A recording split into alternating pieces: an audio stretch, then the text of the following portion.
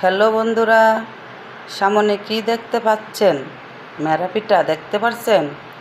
কার কার অঞ্চলে এই পিঠাকে কি বলে অবশ্যই কমেন্ট করে জানাবেন।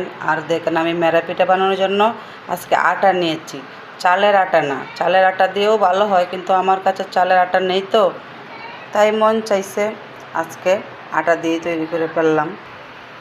তো এই যে আমার মেরা পিঠা আমি রাইস কুকারে দিয়ে দিলাম।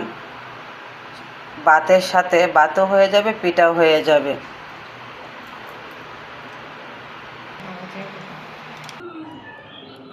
এই যে হয়ে গেল আমার মজাদার পিঠা, মেরা পিঠা।